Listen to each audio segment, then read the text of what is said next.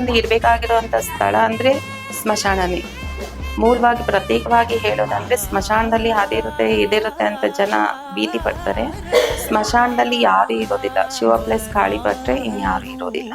ಈ ಕ್ಷೇತ್ರದಲ್ಲಿ ಮಾಟ ಮಂತ್ರ ಮಾಡಿರೋರು ಇಲ್ಲಿ ಸ್ಮಶಾನದಲ್ಲಿ ಅಮ್ಮನೂ ವೀರಭದ್ರ ಇಬ್ಬರು ಇರೋದ್ರಿಂದ ಸೊ ಯಾರೇ ಮಾಟ ಮಂತ್ರಕ್ಕೆ ಒಳಗಾಗಿರ್ಲಿ, ದೃಷ್ಟಿದೋಷಕ್ಕೆ ಒಳಗಾಗಿರ್ಲಿ, ಬಂದು ಓಡಾಡ್ಕೊಂಡು ಹೋಗೋದ್ರಿಂದ ಇಲ್ಲಿ ತಡೆ ಹೊಡೆಯೋದ್ರಿಂದ ಬಹಳ ಒಳ್ಳೇದಾಗುತ್ತೆ. ವಿಶೇಷ ಅಂದ್ರೆ ಮಂಗಳವಾರ ಆಯ್ತು, ಶುಕ್ರವಾರ, ಅಮಾವಾಸ್ಯೆ ಹುಣ್ಣಿಮೆ ಈ 4 ದಿನದಲ್ಲೂ ಸಹ ವಿಶೇಷ ಪೂಜೆಗಳಿದ್ದೇ ಇರುತ್ತೆ.